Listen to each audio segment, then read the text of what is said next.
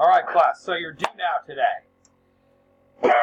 So, last class we started a poster where you put on anything you want to do, anything you want to buy, anything you want to own at some point in the future. If you've got anything else you think you might want to add to that poster, think about anything you might want to own in the future or do, possessions, experiences, travel, licenses or degrees, acts of charity, any of it. I know a lot of you guys have all touched on these areas, but if there's anything else that's coming to your mind, and also I know some of y'all weren't here last class, so if there's anything that pops into your head that isn't already on that poster, feel free to put it down now. Alright, so you're going to take a couple minutes to do that, and we're going to move on with the lesson. Alrighty. You're still listening to this video, and this video has not been paused. I'm assuming you've already done it, or have all elected not to do it, and we're moving on. So today's lesson is on scarcity and opportunity cost. So, the question I ask you next is, do you think you'll be able to have or do everything on the poster? All those things you said you were going to potentially own or do.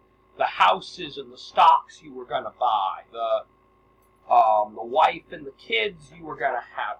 Do you think you're going to be able to accomplish all of it?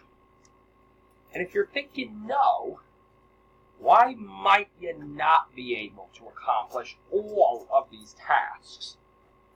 I'm not looking for excuses of why you're not going to accomplish all. You're going to accomplish every single one of them. But why is it that you might accomplish some of these and not others? We're going to move on. So the first issue we got to talk about is scarcity. So if you said anything along the lines of, well, I'm going to be broke, man, or who's got time for all that, right? That meme. Ain't nobody got time for that, right? You know that. Well, if you refer to something like that, you are dealing with the issue of scarcity. So what is scarcity? Well, basically what it is human beings have a limited set of resources at our disposal, while having a nearly endless supply of wants and needs. So examples of limited resources: time, right? 24/7, 365 and a quarter, right? Rich or poor, you still got 24 hours in a day, 7 days in that week, 365 and a quarter days in that old year. Now, another limited resource is money. Some folks got more of it, some folks got less of it. But all of them there's a set amount of money that exists in the world. You're going to have a certain amount of it. Might be a little more, might be a little less. But it's a limited supply. You can't own. So as a result, you only got so much money to buy things with, to give to charities, to do stuff with. On top of that, you got limited natural resources, right? I know one of you put down things like getting shoes, right? You want to buy shoes, buy a car. Well, to make those shoes, there's only a limited amount of resources in the world, right? There's only so much rubber in the world, only so much leather in the world, only so much suede in the world, only so much little plastic things they make the aglets out of, the end of the shoelaces. And so as a result of that, companies can only make so many shoes. So there's only so many shoes that exist out there in the world that you could possibly own. Additionally, think about the car.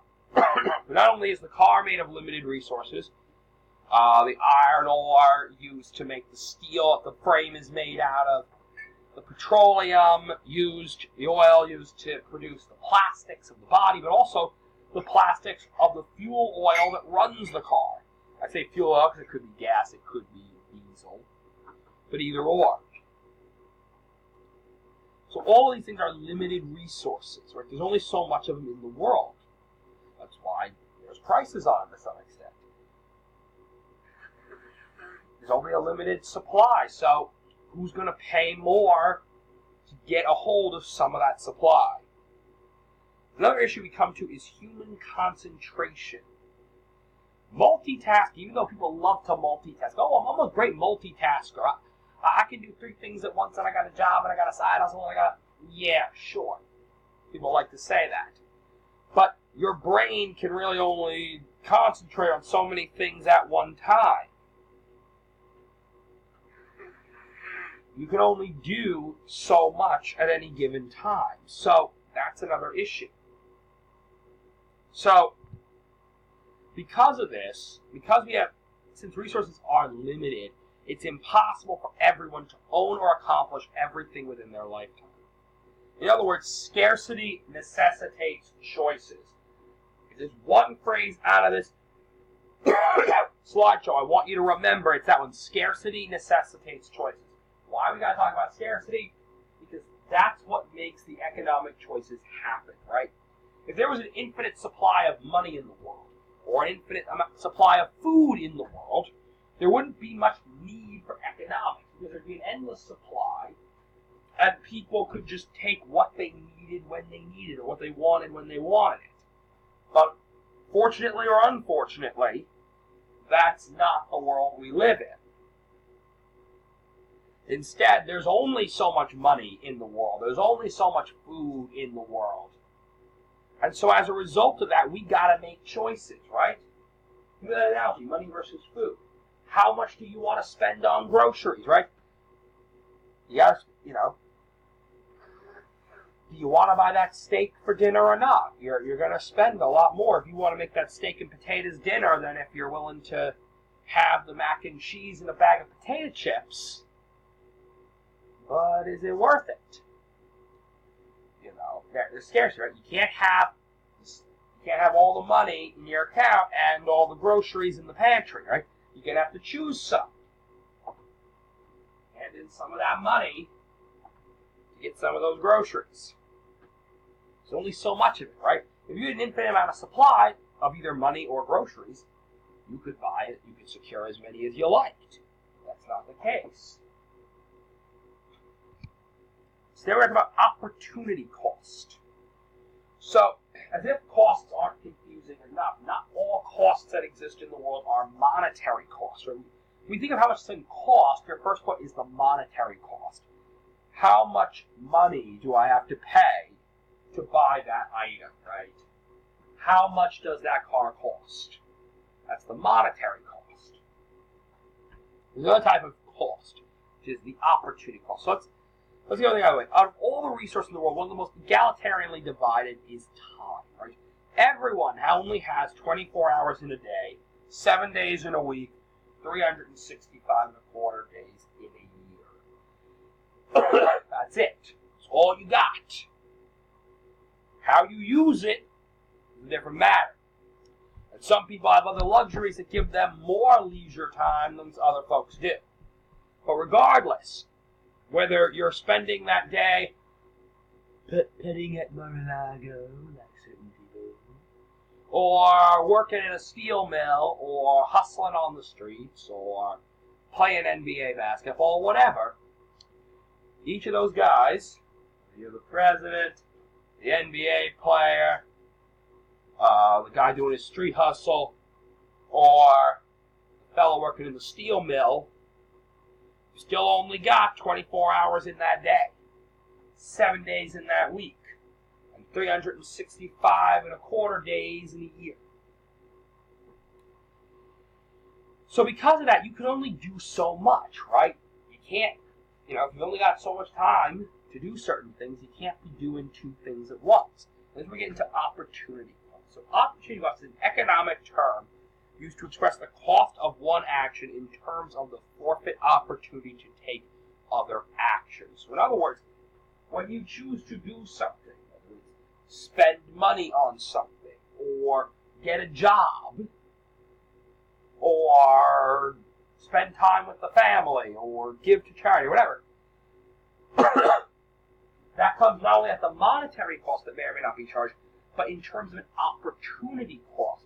because the time you're spending on that activity is time you cannot be spending on another activity. Now, also, we can talk about opportunity cost in terms of money, right? Think about personal budgeting. The money you spend on one thing then isn't available to be spent on something else. So the cost of, say, picking up a coffee in the morning may not have, on your way to work, may not have a terribly high monetary cost. It might only be $1, a couple of dollars. But the opportunity cost may be much higher. If you're spending $1, $2 every day for a year, you've just spent $365 that you maybe could have spent on something else. So it's also coming at the opportunity cost of whatever else you could have bought with that money. So when you're making that decision, on my commute to work, do I want to pick up a coffee every day? Now you think, well, can I afford to part with the $1 or the $2 it costs me to get this coffee? You may also want to be thinking, well, if this is the usual habit, am I okay with parting with the potentially hundreds of dollars that I would be spending over the course of a year on this process? Now, you may say, yeah, the ability to actually open my eyes at 5 a.m. in the morning, it's definitely worth that. A lot of folks will say that. Yeah, some folks will say, I can't function without my morning cup of joe. It's worth it. It's worth the money. Others are like, no, do something else. So what are some examples of opportunity costs? Some great examples. So one is professional athletes, believe it or not. One thing you may know is many pro athletes, as you probably are already aware, begin their careers as college athletes, playing on university sports teams. What many of you may not know is that a lot of these young men and young women never actually finish their college education. They drop out of school to pursue their professional sports career. Why?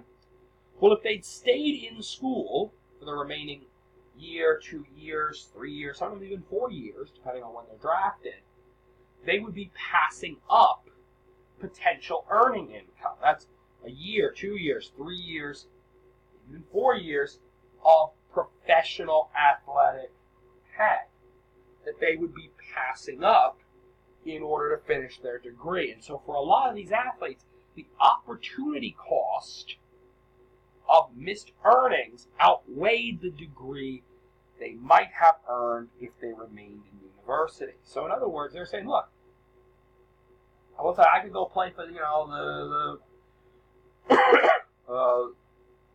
New York Giants, and I'll earn X amount a year for the next 2 years, or I could finish up my bachelor's degree.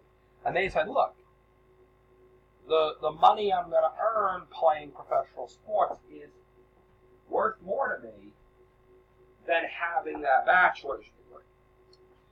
Now, another example is that although many people work shifts that would allow them to take a second job or a part-time job, they elect not to. Why? The reason they would be missing out on leisure time, free time, either to be spent on something they want to do, or spent with a significant other or family or something like that. And as well, these folks, the value they place on their free time to them outweighs whatever the potential monetary earnings are of that second job. So that's the issue, right? So that's often a lot of people are making that choice. What it comes down to is if you're working the kind of hours where you could work a second job or a part-time job, one thing that some folks will look at and say is, well, I have the free time. Would I rather work during that time and bring in extra cash, or is it worth it to me to not work and keep up that free time? So why does this matter? Why is this important? Well, economics is sometimes described as the science of choices. Scarcity explains why individuals make the choices. Opportunity